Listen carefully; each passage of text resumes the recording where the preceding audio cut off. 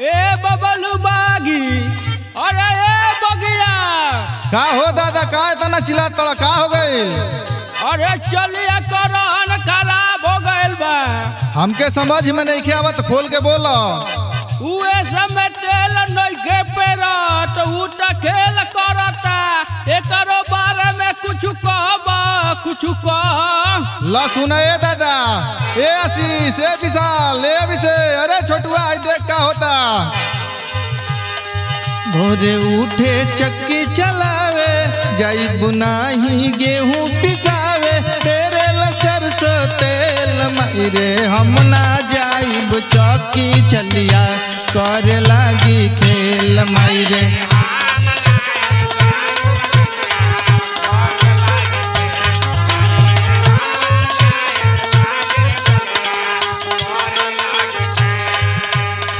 भोरे उठे चक्की चलावे, जाई बुनाही गेहूं पिसावे, तेरे ला सरसों तेल मायरे हम ना जाई चौकी चलिया करे लागी खेल मायरे।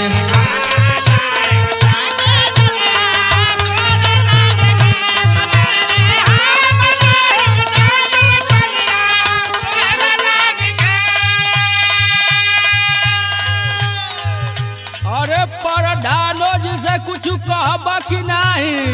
अरे ये प्रधान जी है, चलिए का चाल खराब हो गई बा, कुछ करी बारे में सोची। लेला ना पिसाई हमसे जरती न काटेला,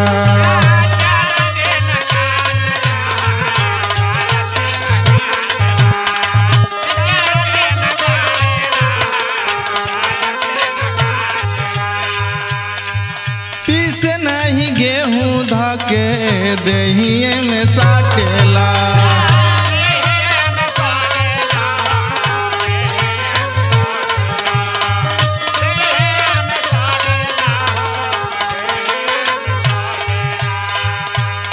अरे चुमू की करोना है भैया।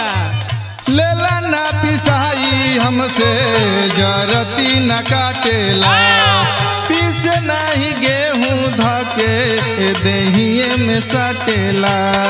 कहेला कि देखी तोहके माथा भइल फेल मायरे हम ना जाई चौकी चलिया करे लागी खेल मायरे।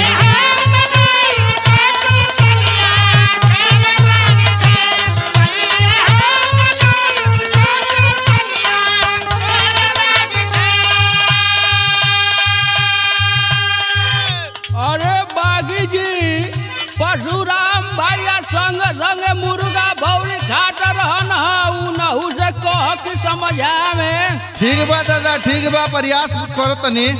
जोखे नहीं आटा काटा हमके निहारला,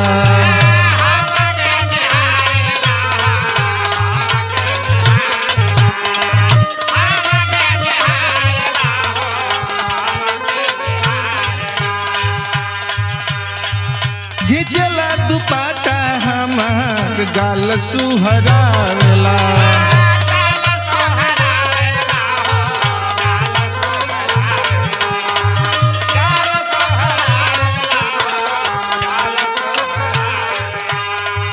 जोखे नहीं हटा काटा हमके निहारेला, घिचला दुपट्टा हमार गाल सुहरावेला। कोरा में दबा के हमार बुद्धि कैलस फेल मायरे हम ना जाइब चौकी चलिया करे लागी खेल मायरे।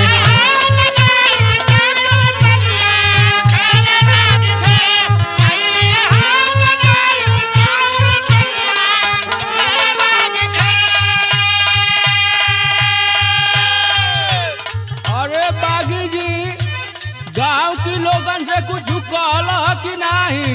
अरे ये दादा, ऐसे तो पूरा गाँव परेशान बा, का कहे के बा? का करब, बहुत परेशान बनी। बबलू बागी राज वाली बतिया बतावेला,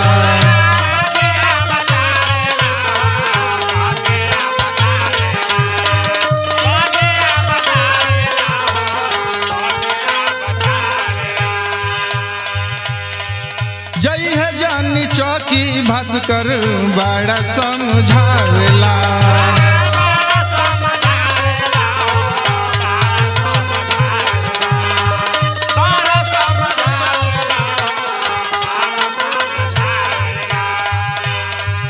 बबलू बागी राज वाली बतिया बतावेला। जय है जानी चौकी भास्कर बड़ा समझावेला। अमित दीवानवा कराइयो के जेल मैरे हम ना जाइब चौकी चलिया करे लागी खेल मैरे।